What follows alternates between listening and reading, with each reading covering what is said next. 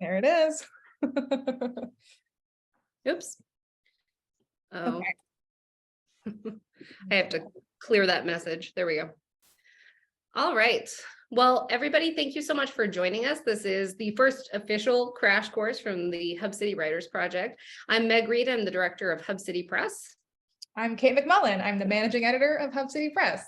This is going to be a fun time. I'm excited. Yeah, we really wanted this series to be about, we see a lot of workshops that are geared towards writing. Obviously, we've hosted many of those in the past. Whenever we host our writers conference and writing workshops, we always get a lot of questions about publishing, because obviously that's what we do as well. And sometimes, it's big questions like, how do I get published? And what's the best kind of publishing for me or for my project? And then sometimes it's really simple things. So the crash course is designed to just be 40 minutes to an hour, no more than that, totally online, accessible, low-priced programming that gives you, accessible, easy takeaways for improving your writing or, industry and businessy kind of things, which we find Kate and I both have MFAs. It often doesn't get covered in MFA programs. It's often not covered at writers' conferences. Everybody kind of thinks that everyone else knows what they're doing. And so we have designed this, or the idea is that we're going to tackle some of these things, which are actually quite small and easy when it comes to it, and can work under an hour. If you guys have ideas that you would like to see us do future programming like this on, please put those in the chat or email them to us, because we actually would love to respond to what people need, obviously. And one of the biggest things we hear is how to get an agent. Do I need an agent? How do I write a query letter? Anything you want to add, Kate? No, that sounds about right. We're going to cover all of that stuff today. And yeah, definitely send us what you guys want to hear from us about in this little crash course series. I'm really excited about the opportunities of kind of the stuff we can cover here in a different way from what we usually do in workshops. So I am super interested to know what you guys want to know. So definitely let us know. And we're going to start by talking about who we are and why we are talking to you about this today. So if you don't know, we are Hub City Press. We're located in Spartanburg, South Carolina. We are the South's premier independent literary press. We're a publisher of fiction, nonfiction, poetry, and books of regional interest. You can see the full blurb down there about where our books have been featured. We are a small boutique literary publisher, but we publish our books to a national and international audience. And we've been around since 1995. And over the years, we've grown from a very small press to what we are today. And that means a lot more agents, and also taking books directly from writers. And in both of those, we access query letters. We read a lot of query letters. We write our own query letters for other things. We pitch people all the time. So we have kind of a good overarching view of the industry from where we sit in this kind of this role. So Kate, you want to go on about who we publish? Yeah, so a lot of y'all probably know this, but we publish exclusively Southern writers from kind of a big interpretation of the South, kind of Virginia to Texas. We do 8 to 10-ish books a year, and we are championing, like I said, a range of diverse Southern voices. We do 2 to 3 novels, a short story collection, a book of poetry or 2, a local interest book, and a single author nonfiction book or an anthology every year, just about. We are distributed to the trade, which just means that there's a big warehouse somewhere that distributes all of our books internationally. By Publishers Group West. They're out in California, and they help us get our books to indie bookstores, to REI, to Target, all over the place. Part of our, because we're a community-based publisher, we have a commitment, because we are a nonprofit, we are a mission-based publisher. So that means that everything we do is informed by our mission. And our mission is really being a community-based publisher. So part of that is that we also provide a lot of, or we try to provide a lot of education about publishing and a lot of transparency in what we do. So part of that mission has always been accepting books from people who may not have access to the same pathways that other people have because of sort of institutional or systemic sort of, marginalization, which means just less gatekeeping, making things clearer. And in that mode, we take queries, directly from writers and things like that. So this is part of our mission and what we do. Our books have been featured in lots of places, and we already kind of went over that. We're going to go really, really quick over this. We've done this as its own crash course, but we always find it's really good to declare some terms, and that reduces the questions that we have. There are a million types of publishing, but the big ones are traditional publishing, which you hear about, big five. That's your HarperCollins, your Simon and Schuster, your really, really big guys, Penguin, Random House. And then there are small independent presses like us at Hub City, which is kind of a big amorphous term for little guys. That means that we don't have a corporation behind us. We don't have a single entity or a multinational corporation backing what we do. Many of them are nonprofits. Not all of them are nonprofits, but many of them are nonprofits.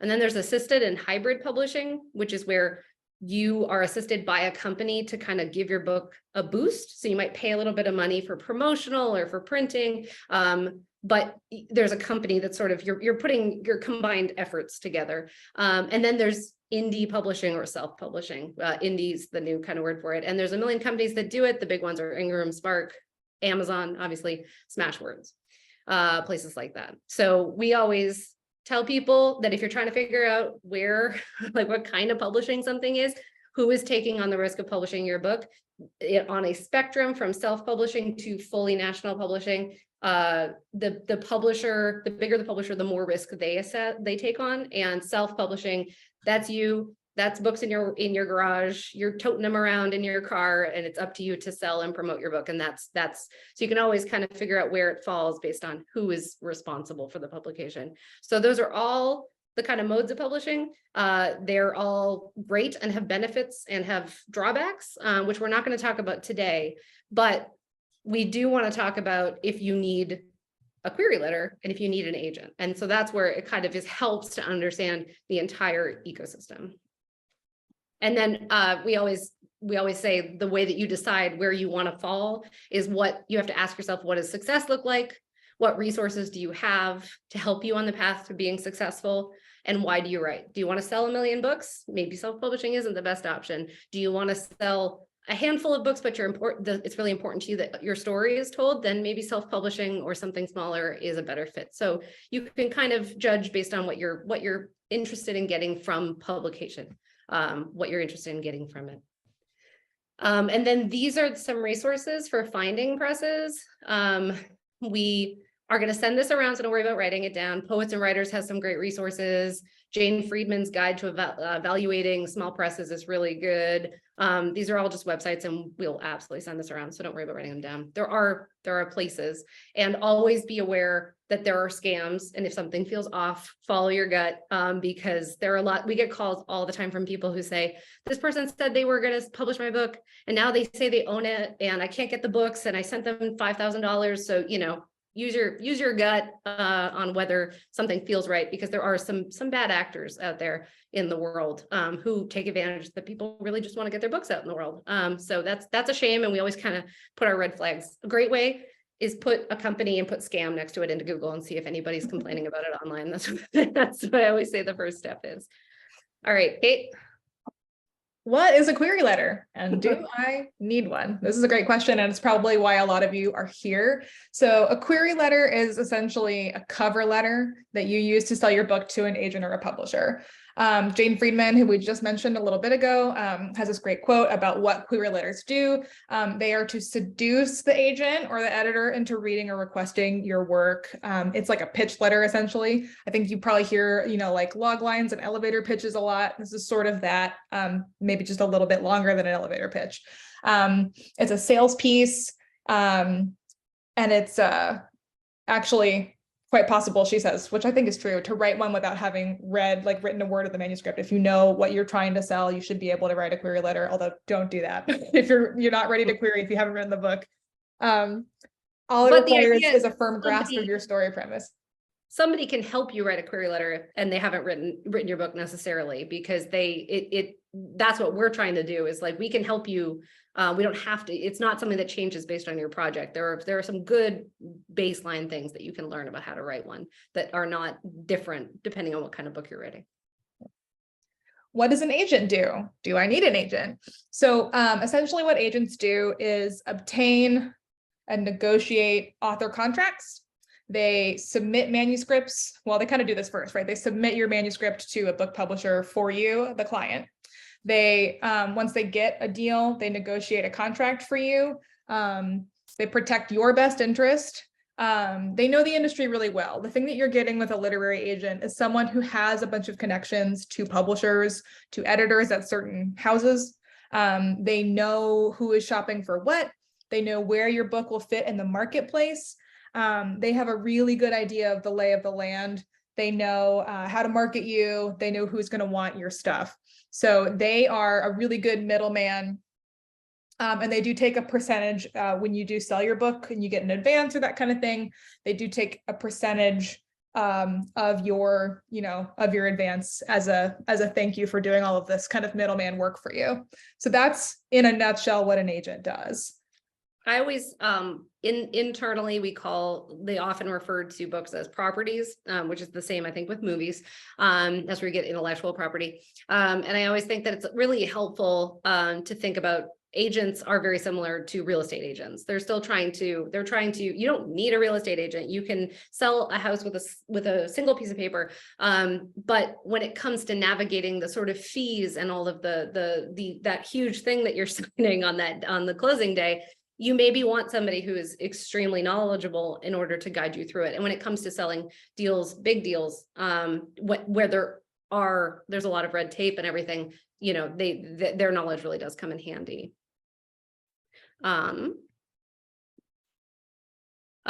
So we kind of covered this, but do I need an agent? This is what we're kind of talking about. If you want to publish, especially at a big 4, big 5, we go back and forth because they're one of them's for sale right now. Traditional corporate publisher, you should consider pitching agents. If you want to sell if you have a book that's really feels like it could be commercially viable at a large level, you would it's a good thing to have an agent. Large publishers like your Penguin Random House and your HarperCollins only accept agents. There's no way an author is going to be able to get in there directly. Smaller places, even places like Hub City, who give advances and work on the same model, will accept books either through prizes or directly from writers, as we said, which then we're seeing both author pitches and agent pitches. So whether you think you need an agent, that's going to be kind of a feel for you. If you think an agent can get you more money and get better placement for your book, that kind of thing, then you might want to consider getting an agent. If you plan to self-publish or do hybrid assisted publishing, you do not need an agent. Though writing a good query letter will help you in pitching your books to booksellers and to other people, that newspapers, things that to get attention for your book. So it's just if you hope to publish traditionally, you should have a query letter prepared. It's just going to come in handy at some point. So the 4 elements of the query letter. So this is the housekeeping stuff. This is, what is your book genre? What category is it in? Is it literary fiction? Is it upmarket fiction, which is slightly commercial fiction? Is it horror? Is it poetry? What is it?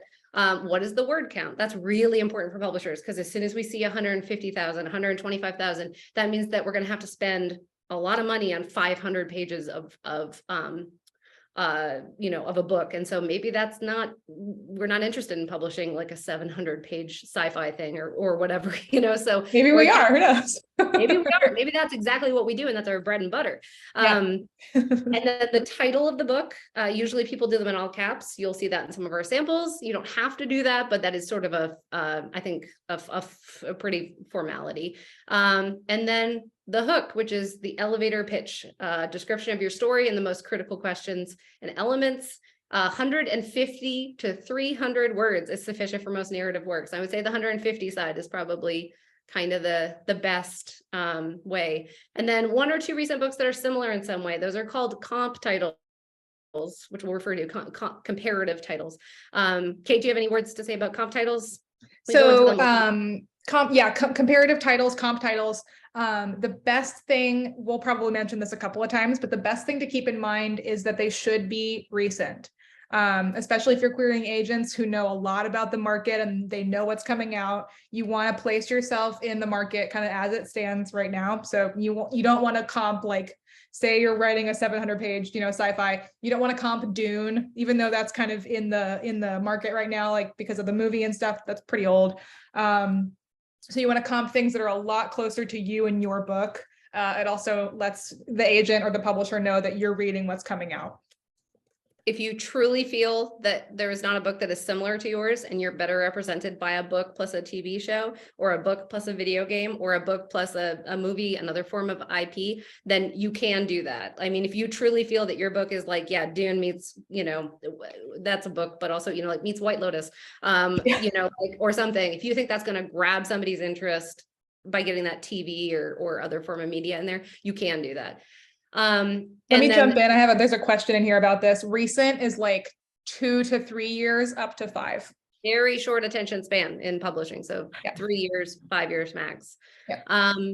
And beware of books that are too heavily comped. Like Girl on a Train was really heavy for a while. The Help was really heavy. So like if everybody, like Where the Crawdads Sing is what we see constantly. Like every single agent is like, it's like Where the Crawdads Sing. We're like, because it's Southern. So like beware of the over referenced ones too.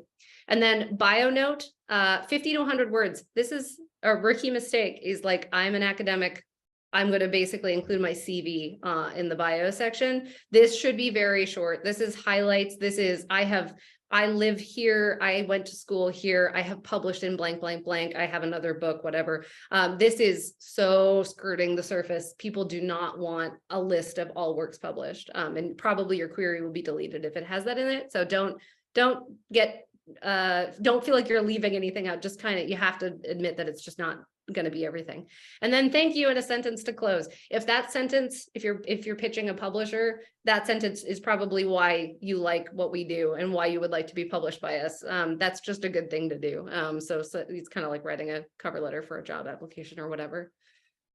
And then I felt like somebody might ask, so a book proposal is also something that's used. So usually we get questions about, what about a book proposal? A book proposal is not a query letter. It's a longer proposal of a book that you're going to write. It's like 20 to 50 pages or longer. Sometimes they're like 80 pages, includes a lengthy sample of the work. Many nonfiction books that require research and travel are sold on spec with a proposal because they require travel and that requires money. So they say, like, I want to write a book about India and blah, blah, blah, and I have to fly over there and I have to have the experience and then write about it. Somebody will buy it on proposal so that person can go do that. Very different situation, but that is, when you hear a book proposal, that's what a book proposal is. And they're different depending on where you're sending them, but you need all the query letter stuff on the front, but you also need a summary and description of your project and a marketing plan, an expanded biography of why you are the person that needs to write this book, and a chapter outlines, comp titles, and a timeline of how you're going to write it. So we always do stuff on query letters and someone says, what about book proposals? So I thought, I'm going to put the book proposals in there and know that there's a world of book proposal writing. You can get books on it and everything because there's a real art to it because it's such a big thing. But that's the general quick and dirty what a book proposal is and how it's different. You guys hear squeaking? That's my dog. Mine's just going to run by in a couple seconds anyway. Yep. So you want to talk about what makes a query letter great? Do it. I will address a chat question real quick. I think we covered this, but if you've published essays or excerpts from the book, do you include those in the query? If it's relevant to the book, you can put it in your bio. I think, yeah, just like Meg said, keep it real short.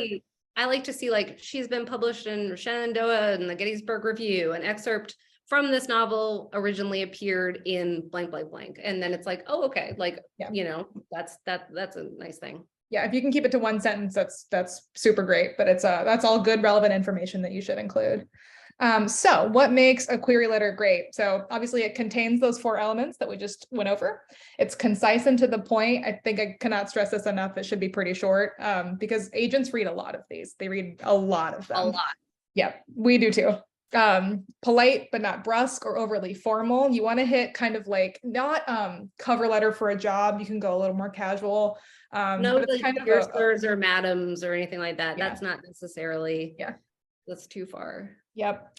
You want to demonstrate, like through those comp titles, a knowledge of current trends in publishing, and you want to demonstrate some confidence in your manuscript, right? You don't want to be kind of self-deprecating or like, I hope you love this. Like, I don't know, we'll see. You want to have some confidence. You want to be like, I think this is a great fit from what I see, you guys publish at your publishing house, or, that your agency represents, right? You can do that kind of closing sentence that says, like, I think this is a good fit because X, I admire your work that you guys published because X. So that's a good place to put that kind of thing. Common pitfalls. There are more of these, but this is the kind of top level ones. Too long is a big one. Really should not, if you're on a second page, you've gone too far. Too much plot detail. People are like, it's amazing. We'll say this. If you give me 3 sentences of plot, I'm like, oh, that sounds good. As soon as I read 2 paragraphs, I'm like, it's like, and then Sally goes to this place. Little does she know that Henry is already there. They together they voyage to the mountain, and you're like, oh my god, I'm bored, because nobody wants to read that much synopsis. So definitely less plot details. Don't worry about covering everything, and don't put like the mysteries in there. Like if it's like, turns out she's been pregnant all along, you're like, oh, okay, well, I was gonna find that out when I read it.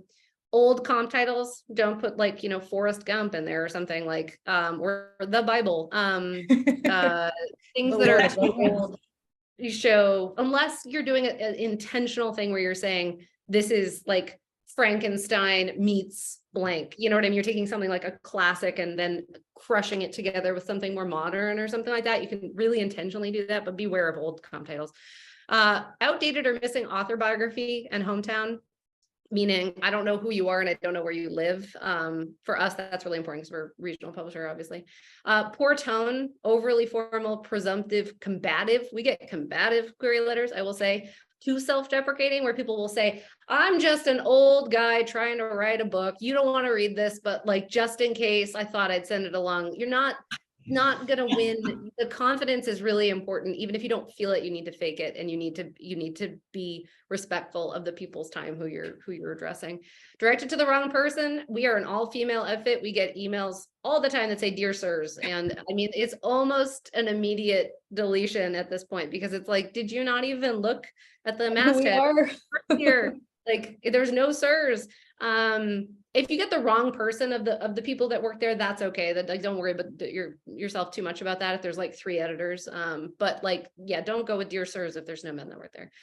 Not following the submission page guidelines, sending a whole manuscript when they say 10 pages or vice versa, or just forgetting to attach it at all, which lots of people do. And you don't always get a second shot. So, it's a good thing to keep in mind. Make sure it's all there before you hit send.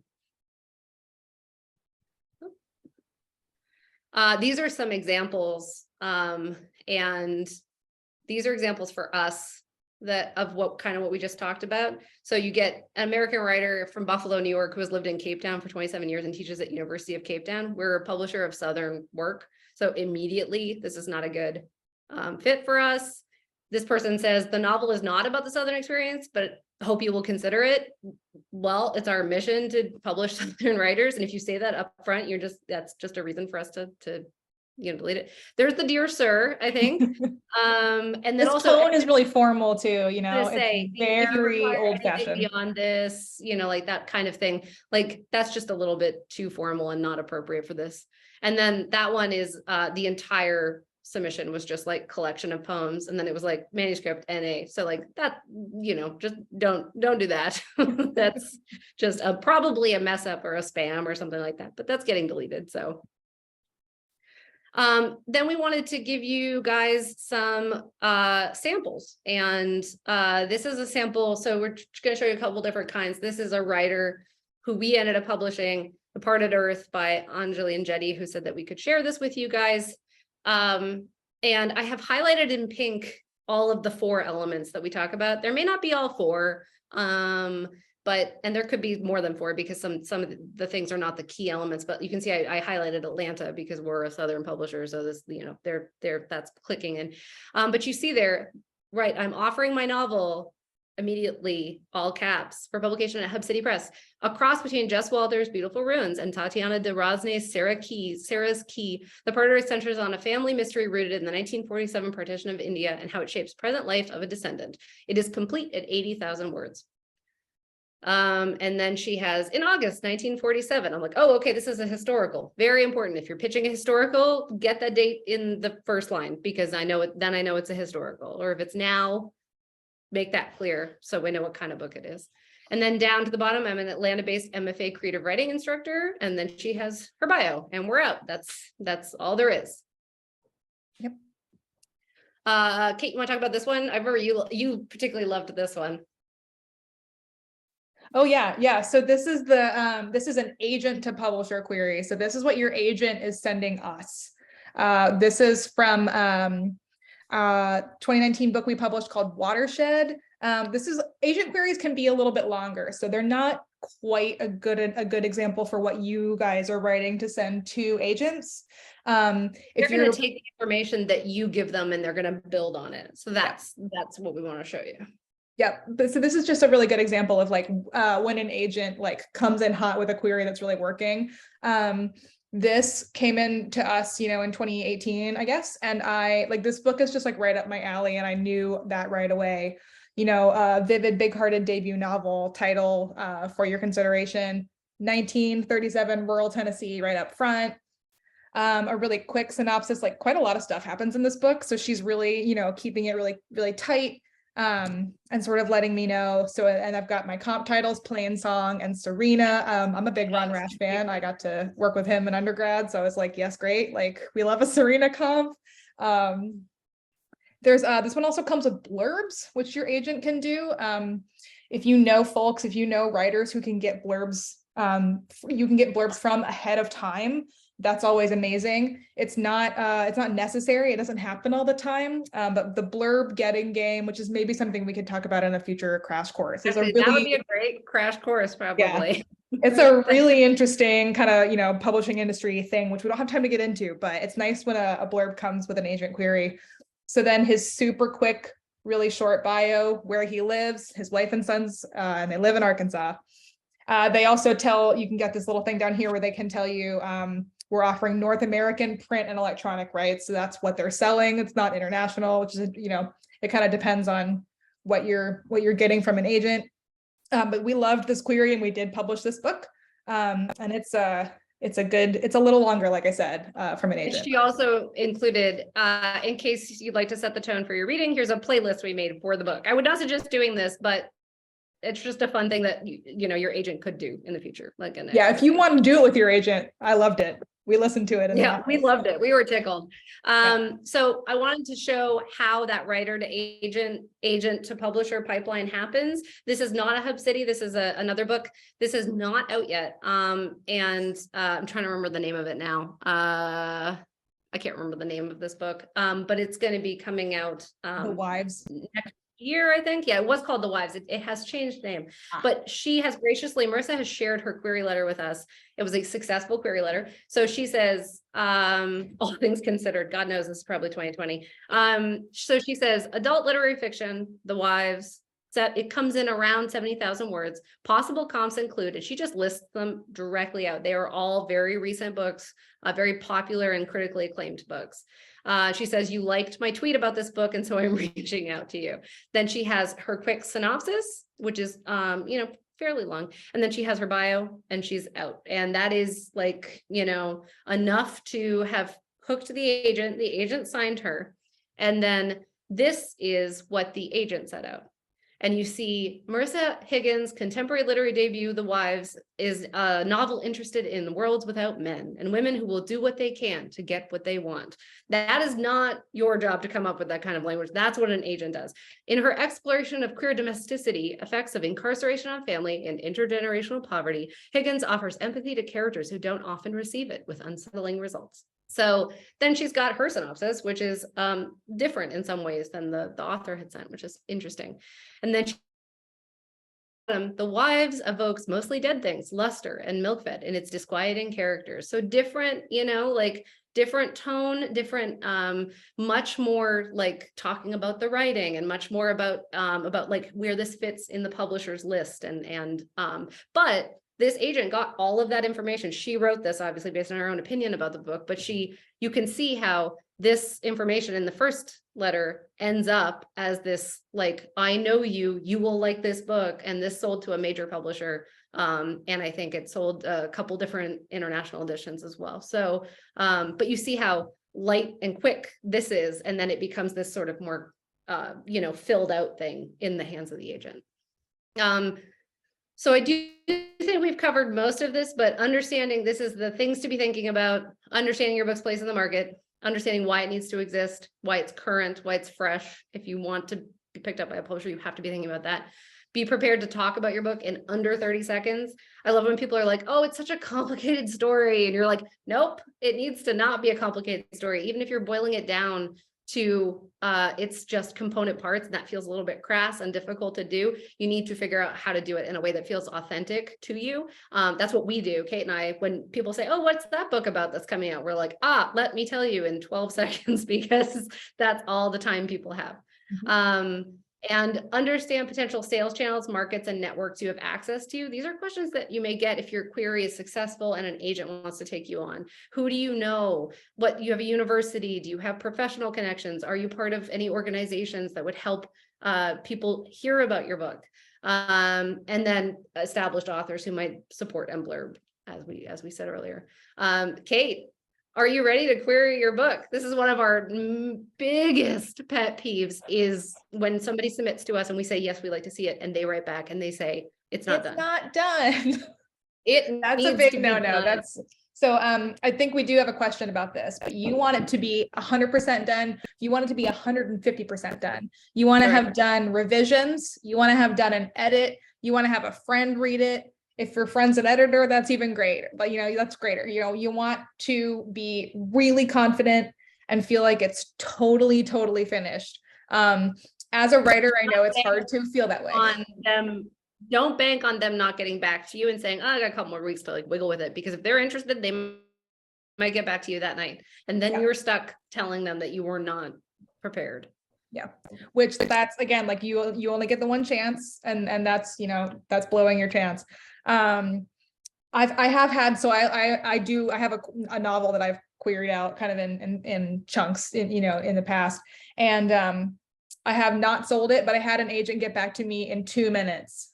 Like, if they're interested, they will let you know. So it needs to be done. You want to have, I had someone ask in the chat if this is sort of like book jacket text, and yes and no.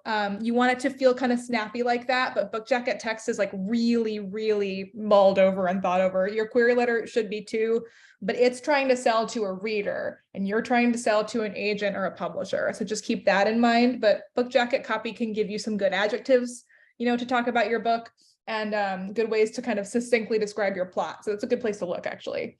Like we said, blurbs, if you have them, or if your agent, if you have the agent has them, that's always great. Not something as much to worry about. If they ask for an author photo, it should be recent, it should be clear. You can use an iPhone photo, those are, or an Android photo, those are phone photos, work pretty well nowadays. We covered a lot of this stuff. Updated bio, where you live.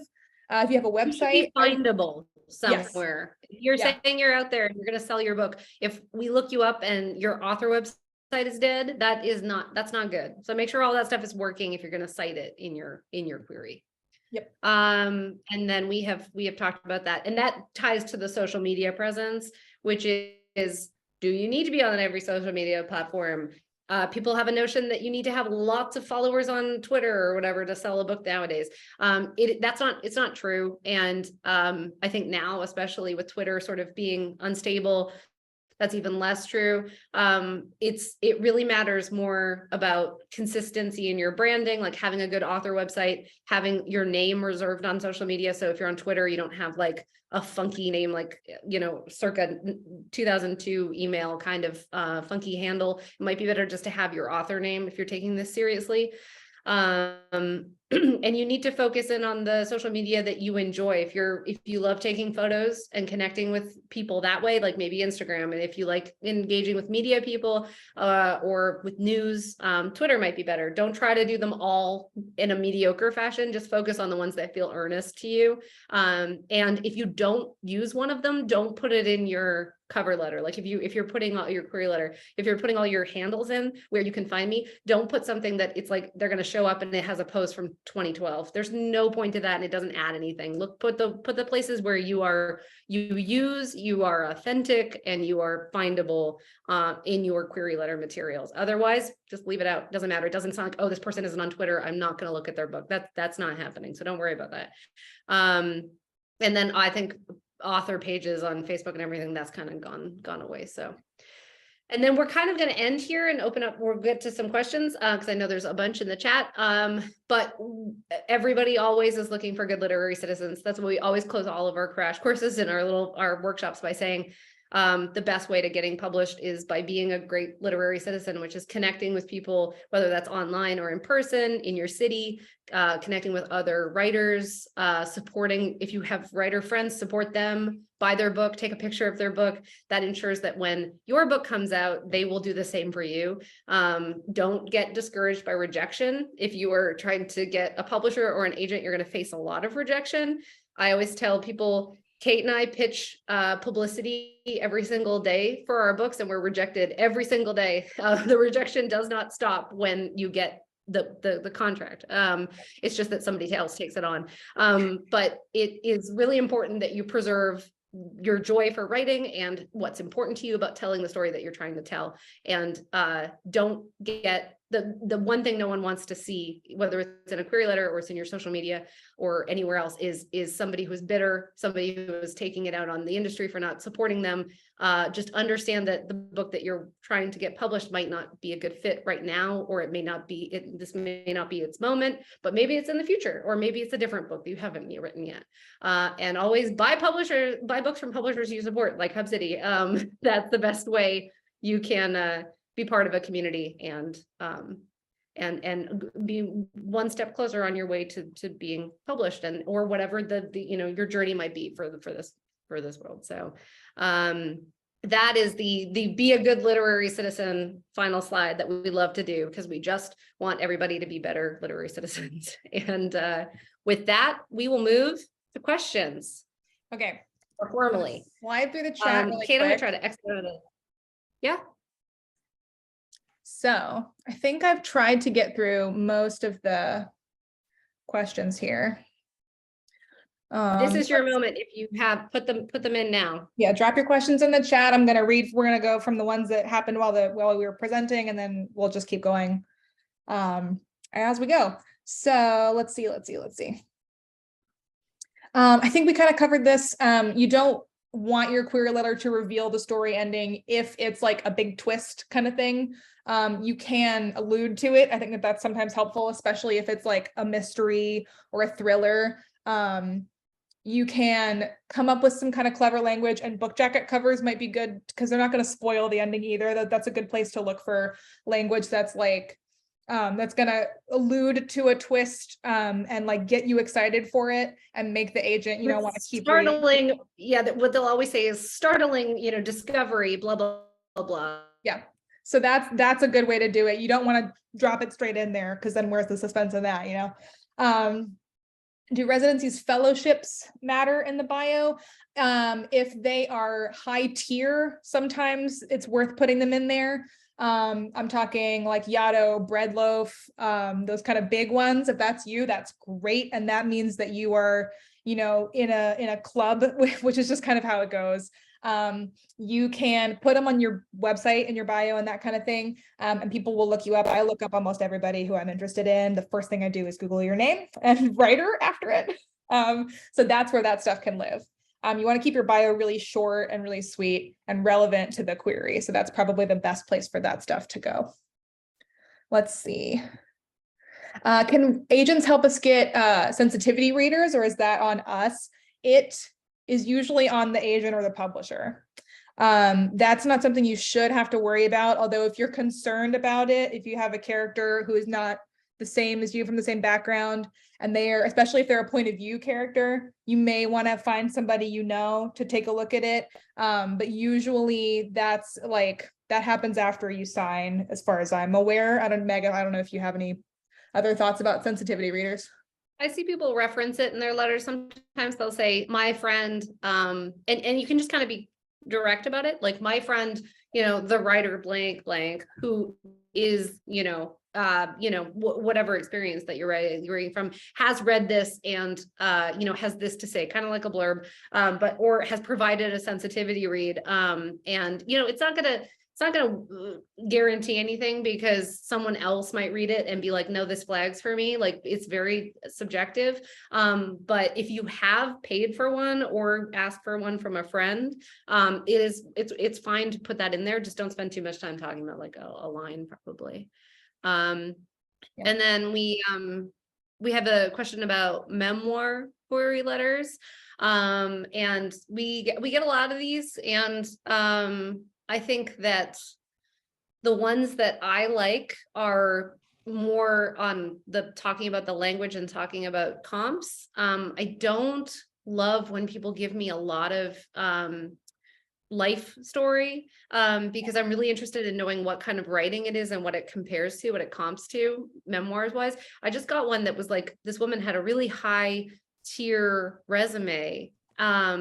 And I still couldn't tell you what the central plot of the book was. And I think I told you that because it was like, she was born in this year in Philadelphia, but her mother was a conductor, and they moved to Mississippi when she was 8. And I was like, I don't necessarily need to know about the person to that detail, because I know they've written a memoir. Something interesting must have happened. What I need to know, I got a really good one 2 days ago, and it was thematic. It was like, with the writing of this person meets the storytelling of this is an urgent story about how, we live, like how we repair ourselves from trauma on a broken planet, like an ecological memoir, like getting those kind of buzzwords in there. So memoir queries are a little bit trickier because you're selling yourself, unfortunately. So don't spend too much time getting mired in the biographical details, and really sort of focus on the writing and the tone and the themes would be my recommendation.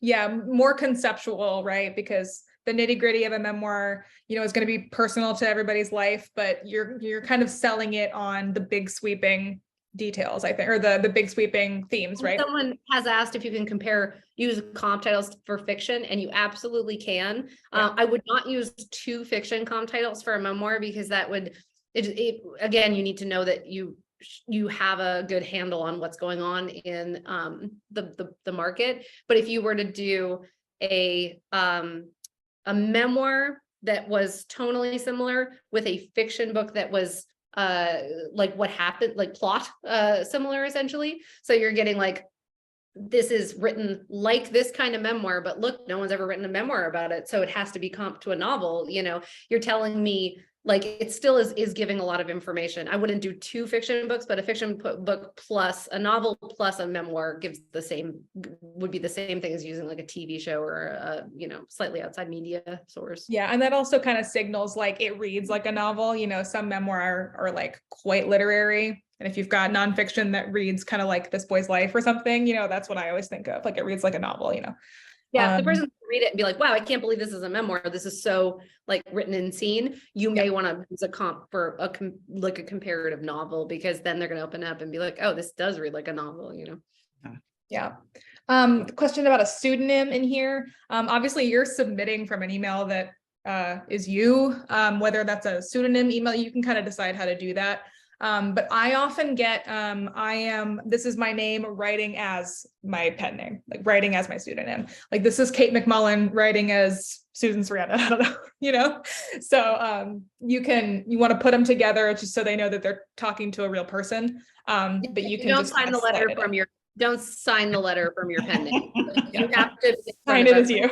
Who is the person that they're communicating with, obviously. Same if you change your name, like if you get married or divorced, if you needed to say like, my writing can be found under this other name, that's perfectly fine to say, like, I have writing under another name. Yep. Yeah, you just want to have all your stuff kind of very clear and concise. Combining an artist Instagram website, would that be confusing for writing? It can be. It's, hold on, someone's coming in. It can be confusing, especially if you're writing an agent, like they're gonna want to hear about your writing. So that's kind of the best thing to do. If you have, art in your book, if you've got illustrations, that kind of thing, it could be nice to know. So it really just depends on where you're pitching, and what you want them to know about you, right? So that's always helpful.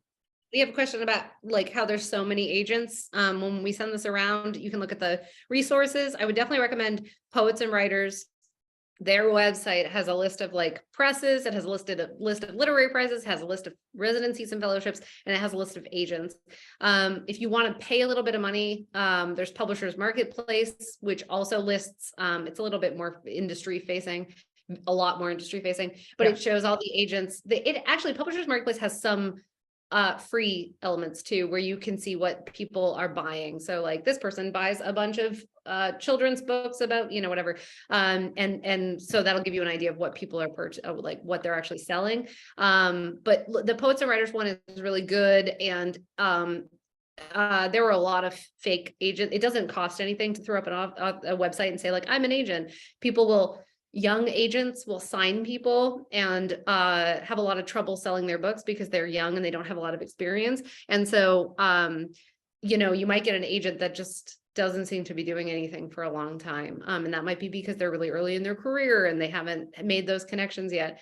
So it really is good to have a phone call. Agents never charge you money if they ever offer or try to get you to pay money up front. That's not right. You only pay once they sell. Again, like a real estate transaction, that's the way I always think about it. And have a call and find out what they've sold and what they like, what they love to read. And if you feel like it's a good, fit. And then later, if you feel like it's not a fit anymore, you can break up with your literary agent. There's nothing against it. You can move on. They usually will, so you sign a little contract saying that they're the only ones representing you, but you can always walk away from that if you need to, or if you feel like your best interests are not being represented. But Poets and Writers also does interviews with agents, and those agents will talk about what the kind of things they're looking for. We read those because we'll find out an agent is Southern and they're like, oh, I'm from the South and I'm really looking for Southern projects. And we're like, hey, let's connect. So that Poets and Writers is definitely a really good place to start, and see. And then the other places in the acknowledgements of books that you like. This is what I was going to say. Yeah. Will always thank their agent second, or maybe even first sometimes, because it's dedicated to their spouse usually or whatever. So yeah, but you can check the back of a book, any book you love, and then vet the agent from there. Usually if the book is out, they're pretty legit. So that's always a really good place to look. Let's see. This is a great question. What's an appropriate bio for a debut author? I love this question. If you jump on the Hub City website, almost all of our books are debut books, and we don't really change the bios all that much. We just kind of clean them up. So a debut author's bio is pretty short. It says who you are, maybe where you went to school if you have a degree in writing. It says where you've been published.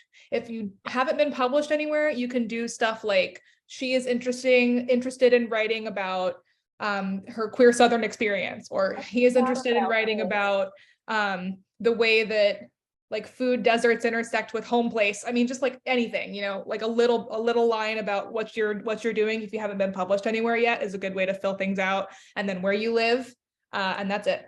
Another key thing is if you're working on a novel, and it's hard to get pieces of novels published, and we acknowledge that if you're not a short story writer, there aren't very many places that publish like fiction, long pieces of fiction that don't conclude, you know what I mean? And so like, if you're really focused on working on a novel, you might not have very many publications or any.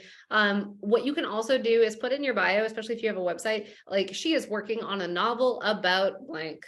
So you could say like, she's, working on a novel about, her home of like her 400 person town home in West Virginia or whatever. And it's like, that tells people you are working on something. And that kind of takes the place if you don't have any publications, or if you only have a couple. Oh, this is a great question. Can you send out multiple queries at the same time? Will you always hear back one way or the other? I'm going to do the first question first. Absolutely. Agents usually expect this. I expect as a publisher that you're That's why simultaneously they move so fast sometimes, is because they know it's out with multiple people. Yeah. Yeah. Agents, and I assume this too, but agents especially will assume that you're shopping the book. They will assume that you've got a lot of irons in the fire at once. Because that's just kind of, if you're shopping, if you're out querying, you're kind of just like, this is how I do it anyway. You're kind of just putting it all out. I have a big spreadsheet that's like where I've sent. It's got like what they're interested in. It's got who else they've published, who they've turned over to publishers. And I just kind of like go through that, and if they give me advice when they reject me, I put that in there. So I have a little spreadsheet that says where things are at all times. When you're simultaneously submitting, that's super helpful to me anyway.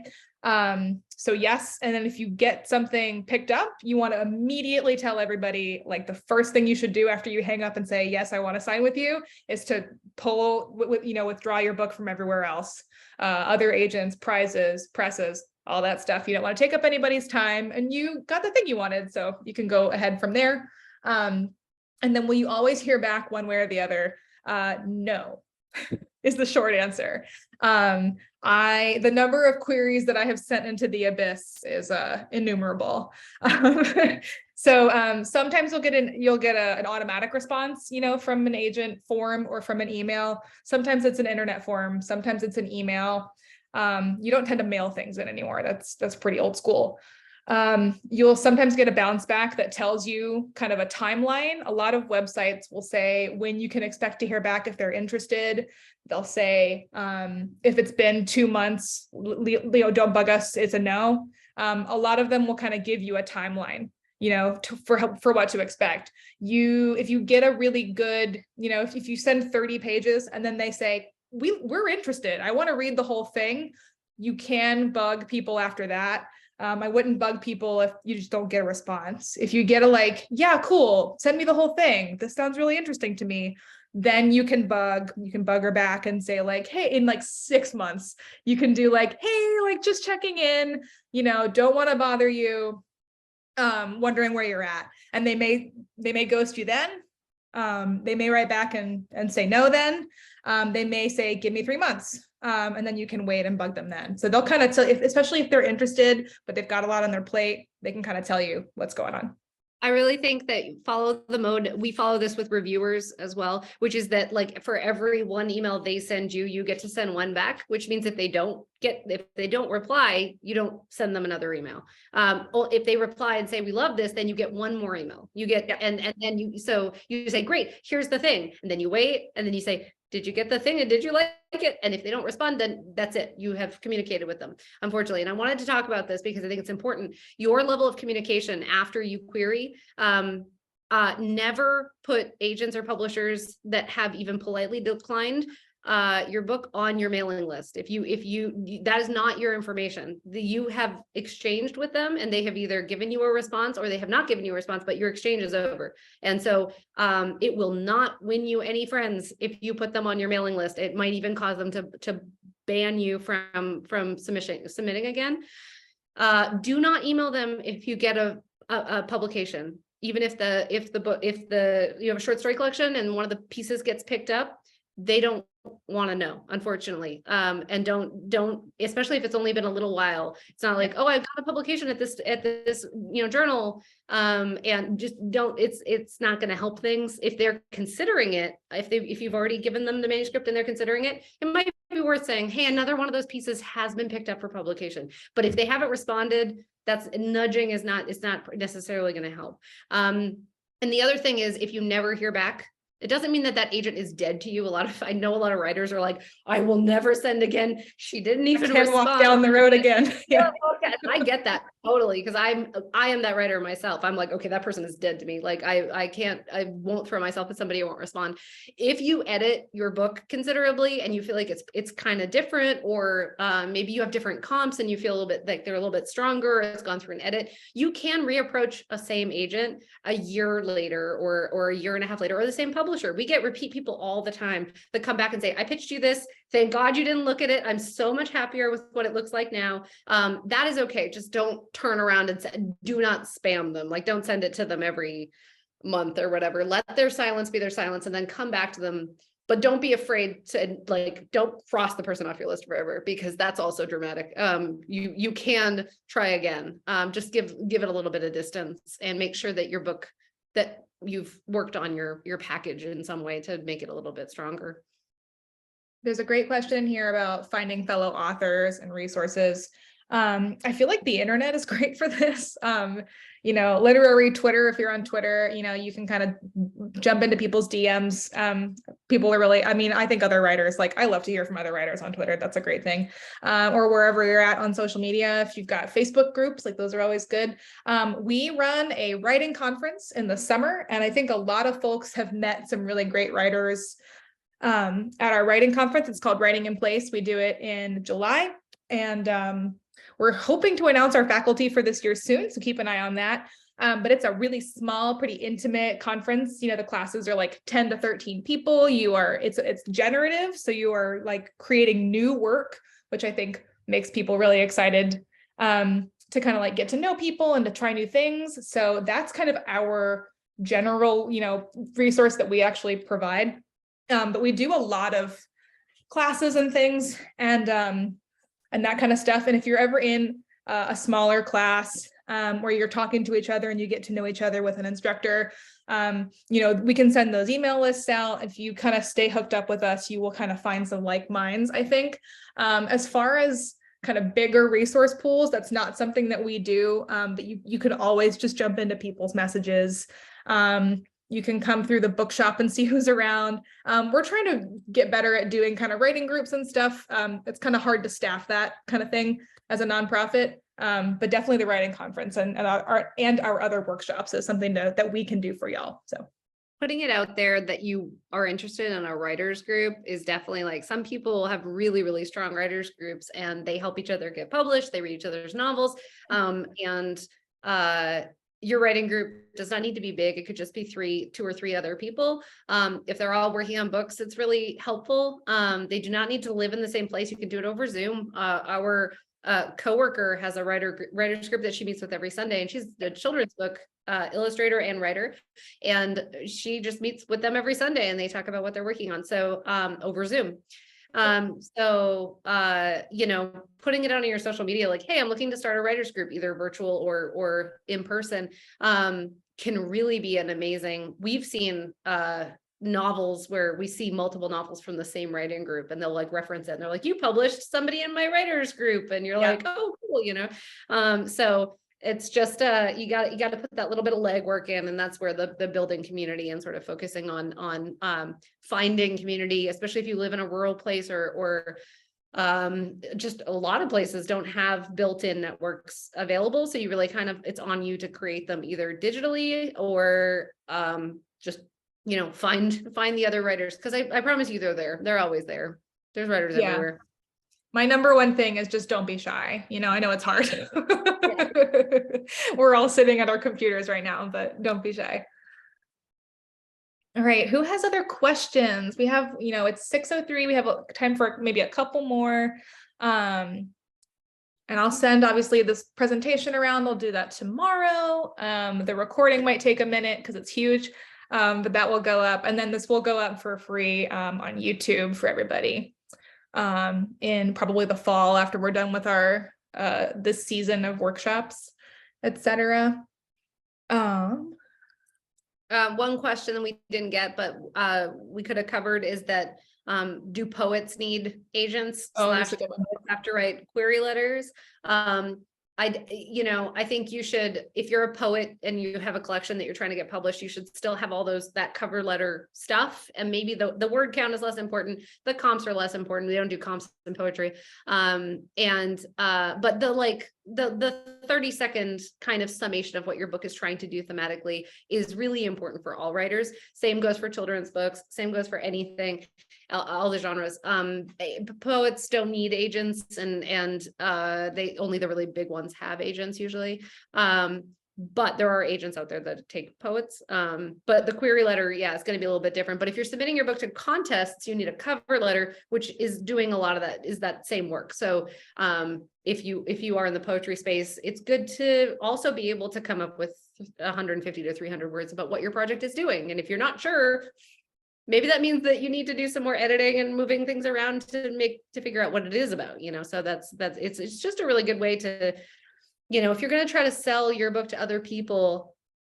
Kate and I spend our days selling books to salespeople, to bookstores, to librarians everywhere. And we have a very small list. And so we have to be very excited about the books. We can't do it unless we're excited. And so that's what you have to think about when you're trying to get an agent or a publisher. You are saying, please sell my book with all this enthusiasm. And so you need to understand really clearly, why you're enthusiastic about your book and why you wrote it and what it's doing and what's new about it and why they should be excited about it. And once you can crack that, you can write a query letter, and it's just a good thing to be able to do overall. So I hope that we helped demystify it a little bit.